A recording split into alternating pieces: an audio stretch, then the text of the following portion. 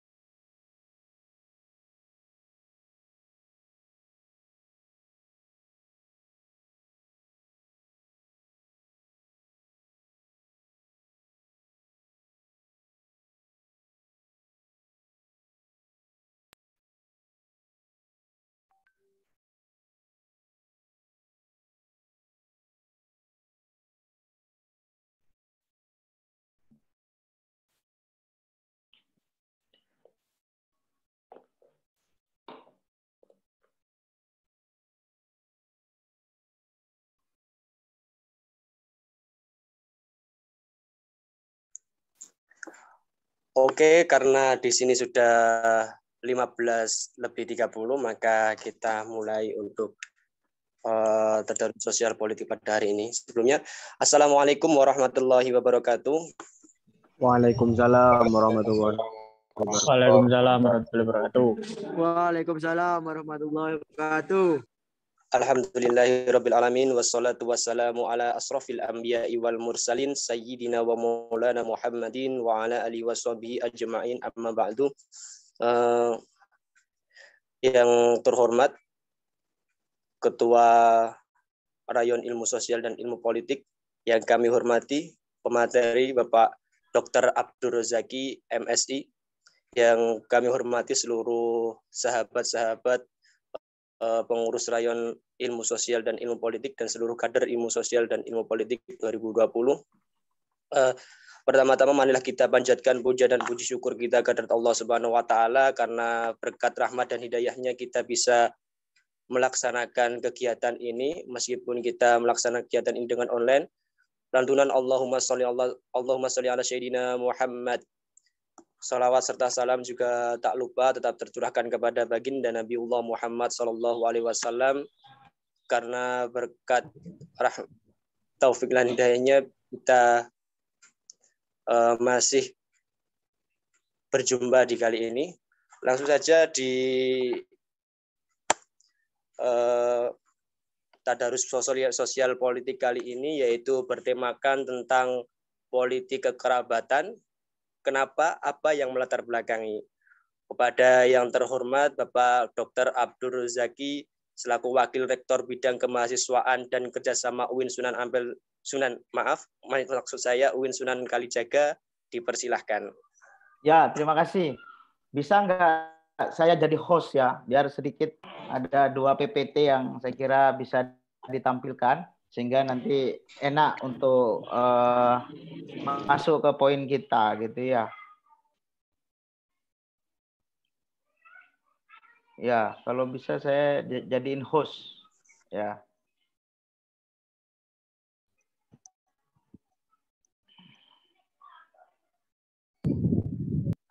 Halo, bisa dijadiin host? Halo? Ini Bapak masih diproses oleh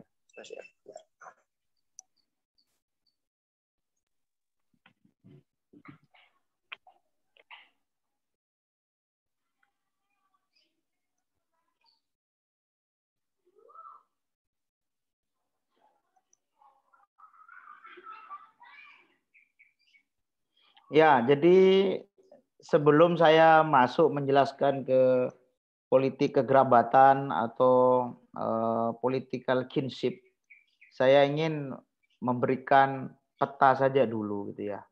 Dengan rute apa toh para elit politik ini berkuasa gitu. Ada 4 rute gitu. Nah, nanti salah satu rute yang akan lebih banyak dibahas itu ya rute politik kekerabatan. Tapi peta keseluruhan ini kan penting dilihat ya, agar kita itu bisa menilai ya banyak kasus itu ya ketika terpilih itu rutenya rute apa gitu. Oke, makasih ya. Ya ini sudah.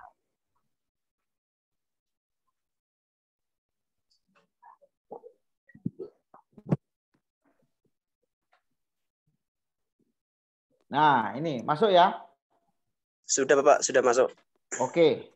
Ini penting ya. Jadi orang berkuasa ya dalam dinamika politik lokal itu rutenya pakai rute apa gitu ya. Nah, saya menjelaskan ada 4 rute ini ya. Ada 4 rute. Yang pertama, orang menjadi kepala daerah dan pada akhirnya karirnya terus berkembang. Itu pertama dengan rute ya politik populisme ya, politik populisme atau figure based politik ya. Ya, cirinya kayak apa? Ya, tokoh politik yang kemenangannya ditandai dengan platform atau program-program populis seperti dulu Pak Jokowi gitu ya. Ya, mulai dari wali kota Solo sampai ke Jakarta sampai presiden. Ya. Begitu juga apa namanya tapi sayang ini ditangkap KPK. Nurdin Abdullah, Bupati Banteng, lalu terpilih menjadi Gubernur Sulawesi Selatan, meskipun baru-baru ini ditangkap oleh KPK. Begitu juga dengan apa ini Ridwan Kamil, Wali Kota Jakarta, itu lalu kemudian terpilih menjadi Gubernur. Nah begitu juga Bu Risma. Ya, ini figur-figur populis yang ditampilkan, program-program populis yang kemudian pada akhirnya karirnya terus sampai ke Jakarta sekarang menjadi mertil gitu. Jadi kalau Anda itu ingin jadi kepala daerah, kira-kira itu ya, buat program-program yang populis, yang program yang populis itu bisa mengkacaukan rute politik yang lain, seperti rute politik kedua, ya, politik dinasti misalnya, ya, kekerabatan gitu loh, ya, ya. Jadi kayak Jokowi dia dikonstruksi menjadi dekat sekali dengan pedagang pasar gitu ya. Semua orang hidupnya tergantung ke pasar gitu ya. Ketika pasarnya dibantu, di branding, di framing gitu ya, dengan framing yang bagus, wah luar biasa dia. Belusuan kayak gitu-gitu dulu gitu ya. Sekarang udah tahu orang jadi udah nggak tertarik. Makanya kalau apa intinya bahwa rute politik populisme atau figur based politik itu sudah terbukti banyak juga melahirkan kemenangan-kemenangan politik gitu ya. Misalnya gitu loh. Nah, kemudian yang kedua yang Anda ingin bahas ini ya rute melalui politik dinasti atau patronase. Kemunculannya ditandai oleh adanya kekuatan patron. Kekuatan patron itu seperti kinship gitu ya, kekerabatan. Kekerabatan itu juga kalau di Jawa Timur bisa karena sentimen identitas keagamaan. Ya, anaknya seorang kiai, tokoh besar gitu ya. Lalu dengan gampang dia bisa terpilih menjadi anggota DPRD, menjadi wakil bupati, bahkan menjadi bupati sendiri gitu loh. Yang konteks di Jawa Timur itu ada bapak anak pernah menjadi bupati dan ketua DPRD misalnya gitu. Intinya ini apa namanya politik dinasti itu ya politik dalam arti ikatan darah. Politik ikatan darah. Ya. Bisa awalnya kuat dia karena didukung oleh sebuah korporasi, oleh perusahaan. Misalnya kalau di Madura, di Pamekasan itu, siapa yang didukung oleh Sampurna, oh dia potensi untuk menang besar itu. Nah, karena pabrik rokok Gudang Garam di sana itu kontri. Atau kalau di Lampung gitu ya, karena ada pabrik besar Gulaku gitu ya. Siapa yang didukung oleh pabrik besar korporasi di sana bisa menang. Tapi tidak bisa korporasi itu bekerja sendiri. Dia harus masuk juga kepada kinship yang kuat di situ, politik kekerabatan. Nah, kalau sudah kinship itu didukung oleh politik modal, itu anu sekali, apa kuat sekali. Wah, ini ada yang Aduh, ini ada yang ini bocor ini. Kemudian yang ketiga, rute yang ketiga itu ya politik oligarki.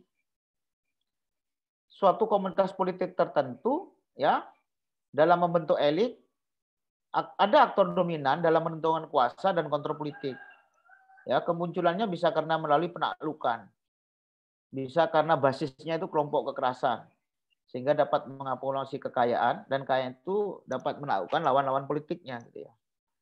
Jadi politik oligarki itu ditandai oleh dua hal sebenarnya. Satu, penguasaan terhadap sumber-sumber kekerasan. Yang kedua, penguasaan terhadap sumber-sumber kapital gitu loh kira-kira. Nah, makanya cirinya itu ya dia bisa membeli kekuatan politik manapun. Nah, politik oligarki itu bisa dia langsung penguasanya itu muncul, bisa dia di belakang layar. Bisa dia di belakang layar gitu. Ya, kalau misalnya Anda yang bilang ada naga hijau, apa ada 9 naga misalnya itu, yang banyak menentukan politik kita sekarang misalnya. Nah, dia tidak muncul langsung gitu. Tapi dia di belakang layar tuh. Politik oligarki itu segelintir orang yang punya kepentingan untuk mengakumulasi kekayaan, tapi dia bisa hadir atau tidak hadir secara langsung dalam panggung kekuasaan. Tapi dia perannya sangat menentukan. Ya. Nah, yang ketiga ini sebenarnya impian yang ideal. Politik kewargaan. Ini yang masih sedikit ya. Makanya gerakan mahasiswa kalau bisa politik yang keempat inilah gitu ya. Politik kewargaan ini politik yang bersandar pada kewargaan aktif atau active citizens yang mendorong keanggotaan asosional. Jadi apa membership gitu loh ya. Jadi misalnya gitu ya. Ada NU, ada Muhammadiyah misalnya. Ini berkoalisi gitu ya. Lalu melahirkan tokoh yang ingin dimajukan dalam politik lokal atau politik nasional gitu ya. Tapi agendanya itu adalah penguatan terhadap hak sipil politik. Ini keren. Ya, politik kewargaan ya. Yang mendorong adanya active citizens itu menarik. Jadi orang bertemu dalam sebuah lintas identitas, ya, tapi agendanya itu penguatan hak-hak sipil, penguatan hak-hak ekonomi, penguatan hak-hak sosial budaya masyarakat. Ya, jadi ini yang disebut dengan politik inklusif gitu ya. Ini yang kita idealkan sebenarnya, tapi kok kayaknya agak berat. Kenapa? Karena hampir partai politik kita ini sudah makin berupa politik dinasti gitu ya. Ini baru-baru partai terbaru Pak Amin ya. Pak Amin ini kayaknya dua orang anak dan mantunya jadi dosen. Mungkin jadi dosen nggak perspektif ya, nggak cepat kaya. Maka semua anaknya masuk menjadi anggota politik ya, partai politik, anggota DPR itu. Ini mantunya jadi dosen, mungkin lambat kayaknya jadi dosen itu. Ya, akhirnya jadi ketua partai gitu kira-kira. Jadi, nah, yang paling menarik sekarang masuk ke tema kita ya, politik kekerabatan. Kenapa dan apa latar belakang? Ya, sekarang ini banyak mengatakan bahwa meskipun proses demokratisasi kita, proses elektoral demokrasi kita ini damai, tapi makin banyak mengalami cacat-cacat politik. Kenapa? Karena setidaknya ada dua hal. Satu, politik kekerabatan. Yang kedua, food buying itu. Ya, jual beli suara dalam politik elektoral kita ini sangat kuat sekali. Bahkan politik kekerabatan dengan food buying itu ya, jual beli suara ini saling berkolaborasi. Makanya kemudian kita tidak lagi melahirkan representasi politik kewargaan, tapi melahirkan representasi politik parokial ya, politik identitas. Ya, apakah dengan sentimen keagamaan ataupun sentimen kekerabatan. Ya, disitulah demokrasi kita makin mengalami cacat politik katanya. Nah, mengapa politik kekerabatan itu tidak bisa dibendung? Politik kekerabatan itu tidak bisa dibendung, setidaknya ada dua hal. Satu, budaya politik kita ini masih budaya politik patronase. Ya, belum kuat yang disebut dengan budaya politik kewargaan. Budaya politik yang lebih menonjolkan aspirasi-aspirasi politik kewargaan, baik itu tentang layanan publik misalnya, ya, tentang jaminan sosial misalnya, tentang jaminan masyarakat terhadap akses pendidikan misalnya, ya, jaminan masyarakat terhadap akses pekerjaan, jaminan masyarakat terhadap kesehatan misalnya. Tidak banyak yang mendorong kuat politik-politik seperti itu, tapi semuanya masyarakat dikonstruksi bekerja dalam framework politik kekerabatan dengan iming-iming food buying itu ya, politik uang itu. Banyak aktivis yang terserap juga di situ. Sehingga tidak ada agenda yang jelas dalam konteks kepentingan publik. Tapi kontestasinya itu ya identitas sempit gitu. Nah, disinilah kita perlu mendorong budaya politik wargaan itu harus mampu mengalahkan budaya politik patronase tadi itu. Hanya orang membangun patron gitu loh. Itu kenapa politik kekerabatan itu seperti kanker yang tidak bisa dicegah. Kemudian yang kedua, karena partai politik kita itu selain makin oligarkis, itu makin penuh dengan nuansa kekerabatan. Anda bisa lihatlah semua partai politik itu membawa sanak famili dan keluarganya menjadi anggota DPR. Anda cek di semua partai. Bahkan partai politik ini kan sebenarnya instrumen politik modern. Itu sudah menjadi perusahaan politik dari elit-elit yang berkuasa gitu. Anda cek semua itu. Partai seperti itu. Ya, ini yang terbaru ini partai umat yang terbaru ini kurang apa gitu loh. Ya, ketua Dewan Syuronya mertuanya, ketuanya, mantunya kan. Jadi susah. Jadi semua orang dijebak gitu loh. Hanya untuk membela yang disebut dengan politik oligarki atau politik kekerabatan. Nah, disinilah menurut saya anak-anak muda ini perlu mendorong skema politik baru. Skema politik baru itu apa? Ya mendorong politik kewargaan, ya memperkuat agenda-agenda masyarakat sipil. Nah, ini kenapa politik kekerabatan menjadi kuat. Kemudian apa yang melatar belakangi politik kekerabatan? Ya sebenarnya yang melatar belakangi politik kekerabatan itu dua juga. Satu, akumulasi kekayaan. Akumulasi kekayaan. Bagaimana APBD dan APBN itu menjadi mesin uang untuk memperkaya keluarga, untuk memperkaya kerabat, gitu ya. Ya, karena apa yang disebut dengan entrepreneurship, gitu ya, jiwa kewirausahaan mandiri itu sangat lemah sekali di kalangan para elit kita. Sehingga para elit kita ini ingin membuat anaknya ini kaya dengan cara instan. Ya, jadi ingin anaknya ini kaya dengan cara instan. Akhirnya apa? Masuk dalam politik elektoral. Ya, jadi ya akan ada kekayaan di situ.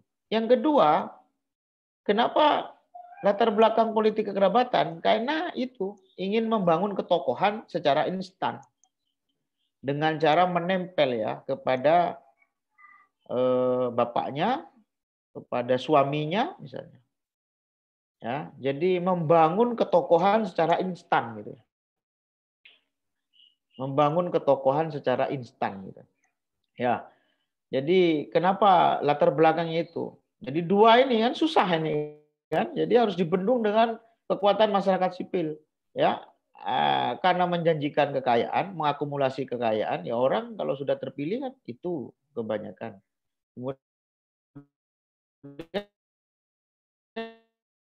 yang kedua ya membangun karena pemilu pilkada serentak kemarin itu ya seperti apa? Ya ini lumayan ya, meskipun luar biasa subur ya, tapi tidak semua politik dinasti itu menang. Kemarin itu kan ada 129 calon itu politik dinasti itu ya. Yang memiliki hubungan kepala daerah yang mau maju itu punya akar terhadap politik dinasti itu ada 129 calon. Cukup besar. Hampir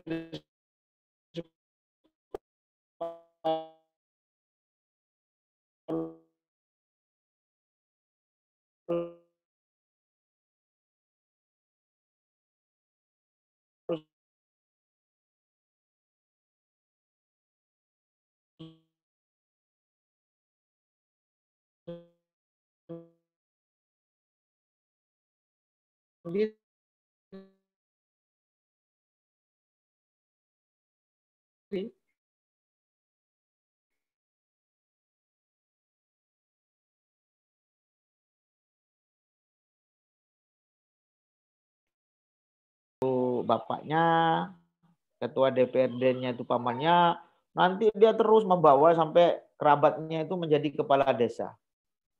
Nah, nanti uang itu dari aliran darah, dari aliran dana mengikuti aliran darah, itu yang terjadi itu. Ya, ingat-ingat tuh, dari aliran dana mengikuti aliran darah. Jadi dana pembangunan itu mengikuti kinshipnya, mengikuti darahnya itu, mengikuti tunggal darahnya. Itu sudah terjadi di banyak tempat. Ya, artinya kue pembangunan itu hanya masuk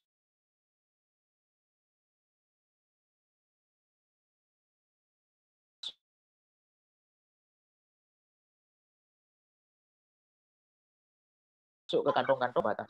Kemudian yang kedua, efek dari politik jabatan itu selalu kalah. Kepentingan orang banyak itu akan selalu kalah. Efeknya apa? Kesenjangan sosial, kemiskinan gitu ya.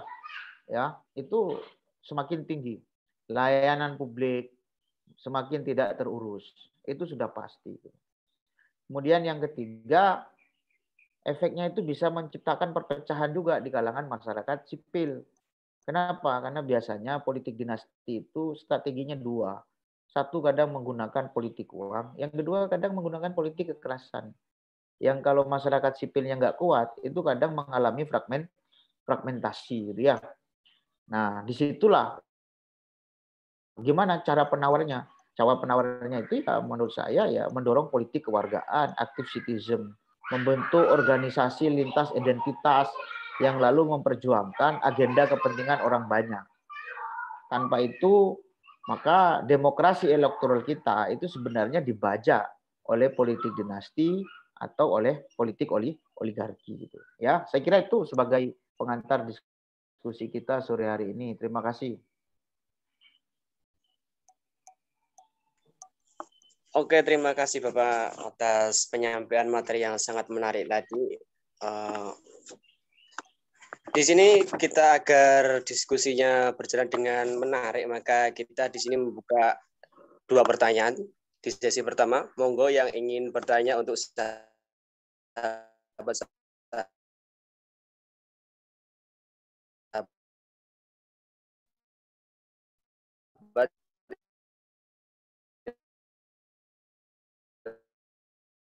pada materi dipersilakan, bisa lewat bertanya mumpung kita temui di ya. Halo, monggo sahabat-sahabat yang mau bertanya.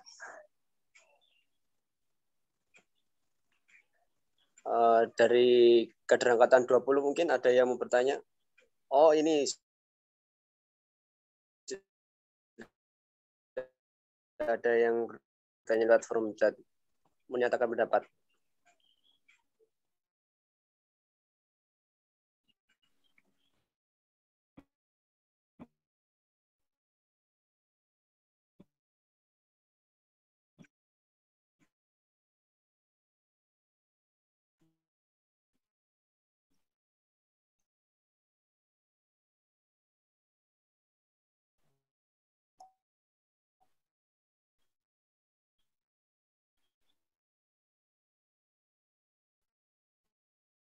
Jabatan ini banyak para yang mengikuti politik atau kepala daerah yang berhubungan dengan kepala daerah yang lain, atau contohnya berhubungan dengan presiden, itu kebanyakan masyarakat melihat dari sisi eksternal locus of control. Maksudnya apa? Dilihat bukan dari kapabilitas diri sendiri, bukan dari kemampuan diri sendiri calon itu, tetapi dilihat dari dia itu anaknya seorang petinggi negara loh, dia itu anaknya seorang orang kaya, dia anaknya seorang tokoh. Jadi itu menurut saya menjadi salah satu yang bisa menjadikan politik kekerabatan itu menjadi langgeng di Indonesia. Indonesia. Terus tetapi politik kekerabatan ini bisa merusak atau memperburuk marwah demokrasi di Indonesia saat ini. Dilihat dari mungkin yang disampaikan materi timbulnya kesenjangan sosial ataupun perpecahan di antara masyarakat sipil seperti itu.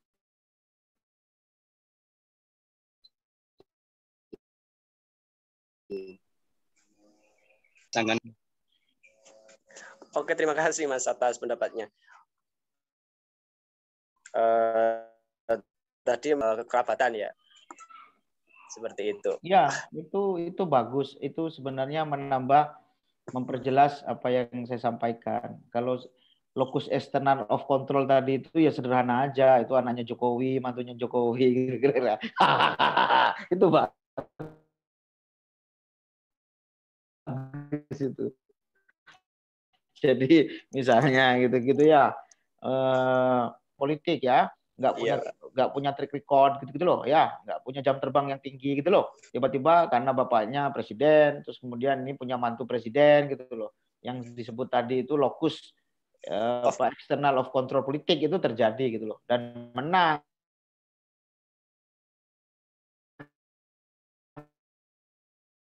Kenapa? Ya,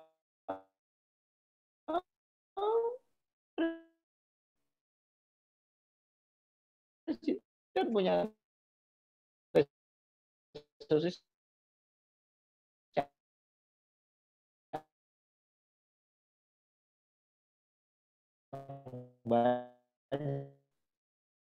dicek itu social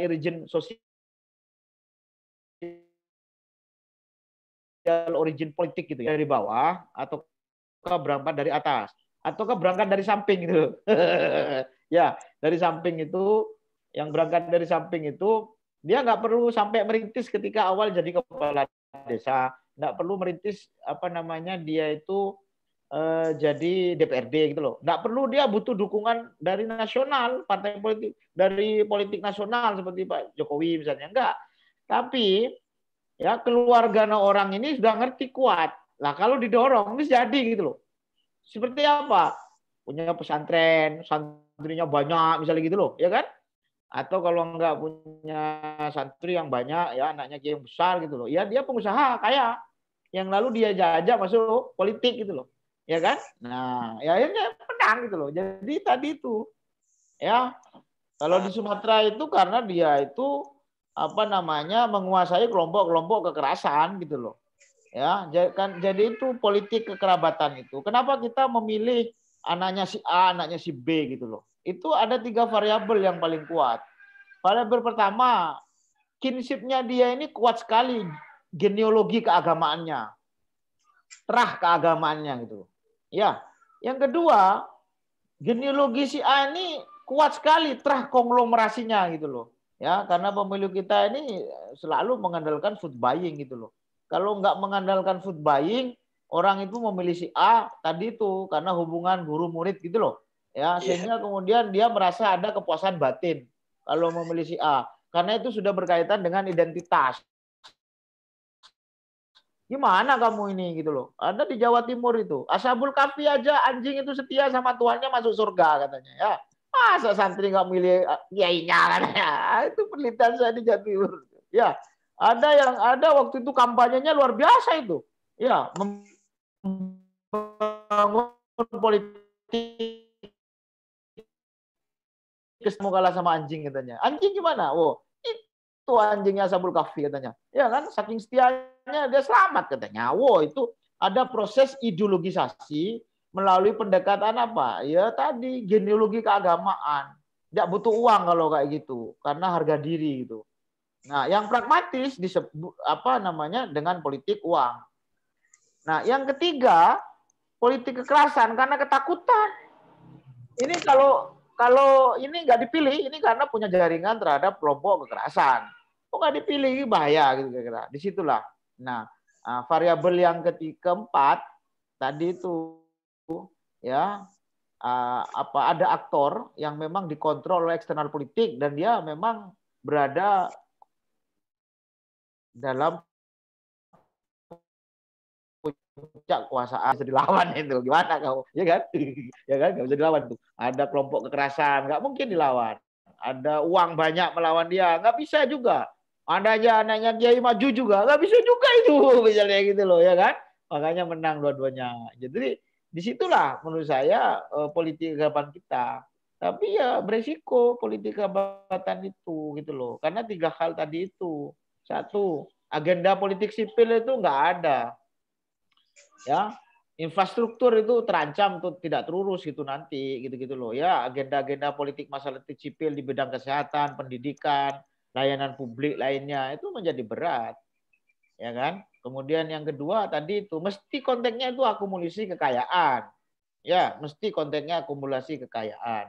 Kemudian yang ketiga itu bisa menciptakan fragmentasi di kalangan masyarakat sipil karena mesti diadu rakyat itu untuk apa? Untuk mempertahankan kekuasaan. Nah, karena itu sebagai antitesis dari 3 hal itu pentingnya itu. Kelompok-kelompok masyarakat sipil itu mendorong yang disebut dengan politik kewargaan, active citizen. Makanya misalnya bikin survei-survei politik gitu ya. Apa tuh yang paling dibutuhkan oleh rakyat misalnya. Nah, ini untuk menandingi opini atau agenda dari rejim politik kekeluargaan itu. Ya. Ya, ini untuk memperkaya perspektif. Jadi apa yang disampaikan sahabat kita tadi itu keren itu. Dan saya kira itu cocok untuk menjadi nanti menjadi maju dalam aktual elektoral gitu ya. Ya, saya kira itu menarik itu. Senang aku. Berarti benar Pak, ada yang salah dengan yang namanya politik kekeluargaan tadi ya? Ini bukan urusan benar salah, Mas. Ya kan? Tapi ini urusan kualitas demokrasi itu makin terpelihara enggak oleh politik kekerabatan ini. Ya, kemudian yang kedua, agenda-agenda politik kerakyatan itu ya diperjuangkan enggak gitu loh. Kan itu timbangannya. Ya. Kalau kemudian ini enggak diperjuangkan ya berarti politik kekerabatan itu ya tidak ada memberi manfaat bagi demokrasi, bagi juga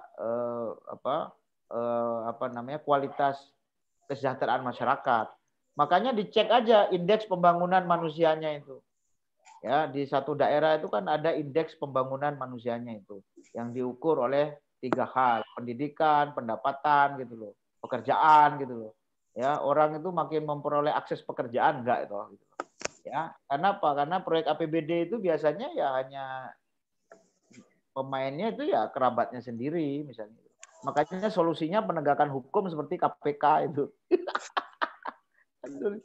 Ya, solusi penegakan hukumnya untuk mengatasi politik kekerabatan ini salah satunya ya kontrol politik KPK itu. Eksternal politik juga itu. Ya. Terima kasih Bapak, terima kasih atas. Ya. Monggo sahabat-sahabat yang lain, apa ada yang ditanyakan kembali silahkan atau mau berpendapat mungkin bisa. Sahabat-sahabat mungkin ada yang mau bertanya, mumpung kita masuk ke materi kita. Monggo. Saya mau tanya, Mas. Oke, silakan sahabat, silakan. Sesuai dari penjelasan Bapak tadi dan pernyataan dari sahabat Sabil, bahwasanya kebanyakan politik kekerabatan itu ya berasal dari keluarga-keluarga yang berada di atasannya, Pak ya. Nah, pertanyaan saya mengenai bagaimana pendapat Bapak mengenai pemilihan di Indonesia ini, yang bagaimana pemilihan tersebut yaitu memilih pemimpin dengan cara kuantitatif, yaitu jumlah seseorang. Bagaimana mungkin seorang pemimpin dipilih berdasarkan jumlah kepala, bukan berdasarkan isi kepala? Bagaimana mungkin? Ya. Oke. Ya. Suara seorang, bentar Pak. Bagaimana mungkin suara seorang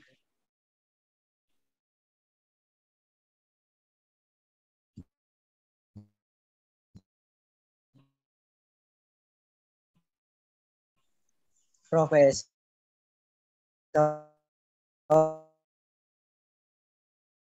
dalam memandang dunia politik ini kan, Pak? Pendapat saya Indonesia ini kan gini-gini aja sih Pak. Apa sih yang nggak dipunya oleh Indonesia? Kita semuanya punya Pak. Ya, ya. Tapi kenapa negara kita tidak bisa maju-maju? Nah, pertanyaan saya, apakah pemimpin kita atau sistem kita yang salah dalam bernegara ini? Kita sudah bolak-balik berganti nahkoda, tapi tetap bobrok-bobrok juga kan Pak? Apakah kita harus berganti kapal atau bagaimana? Jadi saya sebagai pengamat minta pendapat Bapak mengenai pemilihan di negara ini Pak. Harusnya bagaimana? Pemimpin yang perlu perbaiki atau sistemnya yang perlu diperbaiki? Terima kasih. Ya, Sama-sama. menarik ya, tapi jangan frustasi gitu dong ya. Jadi gini ya, memang kalau dulu Plato itu kan negara polis itu kan, jadi hanya para filosof lah, ya, yang bisa memerintah sebuah polis gitu kira-kira. Ya, tapi kan waktu itu polis Yunani antenanya kan cuma sedikit itu loh ya. Jadi, tapi kalau konteks Indonesia kan luas gitu ya. Ya, kita juga pernah mengalami pemilihan perwakilan, pemilihan politik melalui sistem perwakilan secara terbatas di zaman Orde Baru gitu-gitu loh ya. Tapi kemudian anggota DPRD yang memilih bupati itu gampang disuap juga ternyata gitu loh, ya kan? Diculik terus disuap, apalagi gampang sekali kan menaklukkan 41 orang kalau level daerah gitu ya. Nah itu, nah karena itu ini dianggap ini demokrasi nggak sehat. Nah kemudian akhirnya untuk membuat partisipasi masyarakat itu lebih kuat, ya. Jadi makanya kemudian demokrasinya dipilih demokrasi elektoral ya, demokrasi yang melibatkan seluruh elemen masyarakat. Nah sebenarnya ini demokrasi elektoral yang secara langsung ini sebenarnya tidak mudah ditaklukkan oleh elit gitu loh. Kalau ditaklukkan oleh elit sebenarnya modalnya besar dan betul besar modalnya gitu loh.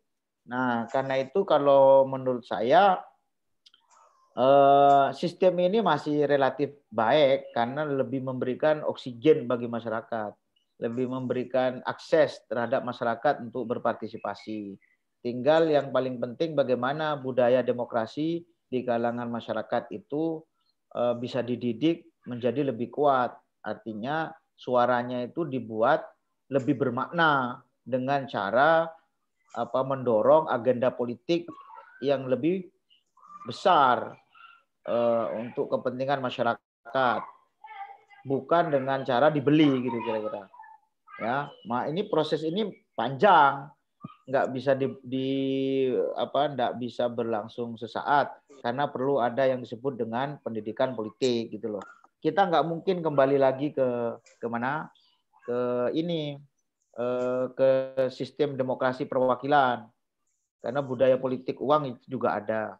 Nah sekarang kalau masuk ke sistem pemilu, kita ini kan sekarang sistem proporsional terbuka, ya. Kalau proporsional terbuka, suara caleg itu menjadi menentukan dibandingkan dengan suara partai. Dulu juga kita pernah pengalaman sistem pemilunya itu proporsional tertutup. Artinya suara caleg itu tidak penting, yang penting itu adalah suara partai. Karena itu siapa yang menjadi nomor urut dia akan jadi. Tapi lagi-lagi suap juga terjadi kan. Ya, orang pengen jadi caleg jadi nyuap ketua partai jadi gitu loh. Jadi ini kan proses semuanya sudah dicoba gitu loh. Ya, semuanya sistemnya udah dicoba. Nah, tinggal kemudian bagaimana pada akhirnya ketika semua sistem itu dicoba, ya itu yang paling penting itu pada akhirnya kedewasaan politik rakyat. Ya, rakyat ini makin dewasa enggak sih? Rakyat ini punya rasionalitas politik enggak sih? Misalnya, rakyat ini punya rasional politik enggak sih gitu loh. Makanya rakyat harus belajar berorganisasi dan organisasi itu memperjuangkan apa yang paling penting dirasakan sebagai kebutuhan rakyat. Dan disitulah kemudian ada negosiasi politik ya dengan para elit ya, bukan kemudian negosiasi itu hanya sebungkus roti gitu ya atau sebungut uang, tapi lebih kepada rasionalitas politik itu. Di samping itu juga dengan berorganisasi, itu juga mencoba terus-menerus memainkan agenda-agenda publik, mempengaruhi agenda publik. Apakah dengan polling, dengan survei, dengan dengar pendapat, misalnya gitu loh. Ya, itu yang disebut dengan active citizens. Dan membuat semua organisasi-organisasi masyarakat sipil yang sifatnya membership itu kritikal gitu ya terhadap kekuasaan gitu ya, tanpa melihat identitas. Nah, kalau sudah seperti itu menarik. Contoh aja misalnya di level paling kecil, nggak usah di level negara. Ini Jawa Timur banyak pilkades ini. Udah mulai paling kecil, pilkades ini penting loh. Karena ada dana politik di desa, ada dana desa. Ya, minimal desa itu punya uang 1 miliar. Kecamatan tuh kalah sama desa. Ya, kecamatan tuh kalah sama desa, uangnya lebih banyak desa. Makanya Pak Camat tuh sekarang nggak ada harganya tuh sama kepala desa. Gitu ya. Belum kalau desa itu pinter bikin BUMDes yang menghasilkan uang. Ya, gaji kepala desa ini sekarang variatif. Makanya kalau dulu kepala desa itu pengabdian, sekarang kepala desa itu profesi, bukan pengabdian. Karena bisa kaya jadi kepala desa sekarang. Sekarang contoh aja, ketika pemilihan kepala desa, apakah pemilihan kepala desa itu masih kuat politik kekerabatan atau politik kewargaan? Anda ini emosinya diuji itu. Kamu milih kerabat sendiri, meskipun kerabatmu nggak punya program untuk mendorong kesejahteraan masyarakat, atau kamu pilih orang lain, yang orang lain itu jelas programnya. Satu, ya kalau saya terpilih, semua infrastruktur desa itu akan diperbaiki. Yang kedua, ada sarana olahraga untuk anak-anak, karena makin banyak sarana publik di desa itu hanya untuk kepentingan ekonomi saja. Ya, bikin gudang lah, bikin inilah, anak-anak nggak punya arena bermain misalnya. Ya. Yang kedua, kalau saya jadi kepala desa, saya pastikan ada program perlindungan sosial. Apa? Itu membuat lansia itu terhibur. Ada bantuan untuk lansia, ada bantuan untuk ibu hamil misalnya, biar nggak kesulitan. Dokter kan banyak sekarang itu, dikit-dikit operasi gitu. Ya, mahal sekali itu. Ya kan? Bisa nggak desa menjanjikan bahwa kalau setiap ada kehamilan itu dipastikan dapat dokter secara gratis, kan dibagi itu uang itu. Ya, KTP gratis misalnya, KK nomor apa? Kalau bikin KK gratis misalnya, karena KK ini sekarang dipakai kalau anak sekolah UMPTN misalnya. Nah, meskipun itu bukan kerabat Anda misalnya, Anda mau milih mana itu? Politik yang rasional, keluargaan, atau politik kerabatan? Nah, kalau di level pilkades, yang menang lebih banyak politik keluargaan dibanding politik kekerabatan, maka ini menjadi modal politik untuk nanti ketika momen politik pemilihan kepala daerah. Bahkan pada akhirnya momen politik di level nasional. Gitu-gitu loh. Tapi kalau di level yang paling terkecil, pilkades saja, orang bertengkar sampai main parang itu hanya karena membela kerabatnya sendiri, demokrasi kita masih berat. Gitu aja. Anda cek ini, mumpung di Jawa Timur sekarang ada pilkades serentak ini. Ya, karena ada uang sekarang itu di desa. Ada uang 1 miliar minimal. Ya. Kalau politik kekerabatan, ya itu tadi, aliran dana mengikuti aliran darah. Wah, kalau darahmu beda sama kepala desa nggak dipentingkan. Kalau darahmu beda sama ketua DPRD, sama bupati, nggak diurus. Ini kan bahaya ini. Ya. Politik bantuan itu kok, wah ini famili kita ini, wah gawat itu. Ya, padahal republik ini kan intinya itu politik kewargaan. Kita ini sebagai warga negara, identitas kelaminnya apa nggak penting. Kamu asal dari mana nggak penting. Tapi ketika kita sudah KTP-nya Indonesia, kita warga Indonesia, makanya kita punya hak berkaitan dengan layanan publik. Ya, berkaitan dengan layanan publik itu. Ya, hak akses terhadap listrik misalnya, akses terhadap air bersih, akses terhadap pekerjaan. Bisa nggak kepala daerah memperjuangkan itu? Ya kan? Nah, ini yang paling penting. Ya, jangan-jangan APBD hanya untuk kepentingan kerabat. Jadi nggak ada yang salah Pak ya dari sistem maupun pemimpinnya. Yang tinggal kita diperbarui yaitu adalah budaya demokrasinya dididik lebih kuat lagi. Begitu Pak ya? Ya, sesekali penting juga mungkin sistemnya diperbaiki. Tapi bisa nggak sistemnya itu diperbaiki misalnya ya kalau bapaknya itu jadi anggota, jadi bupati ya. Kalau bapaknya itu jadi ketua DPRD, anaknya kok jadi bupati itu bisa nggak itu dibatasi? Tapi kan berat ya, itu berat dibatasi seperti itu. Poinnya itu yang paling penting itu sebenarnya budaya demokrasi di kalangan masyarakat.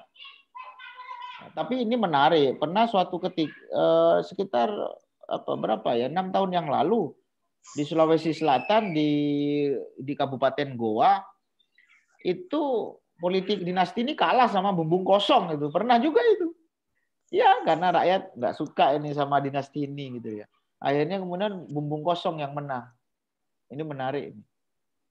Itu. Artinya masih ada kesadaran demokrasi di kalangan masyarakat ketika politik dinasti, politik kerapatan ini sudah melampaui batas, sudah tidak lagi kira-kira memperjuangkan nasib masyarakat. Dan masyarakat pelan-pelan makin kritis gitu loh.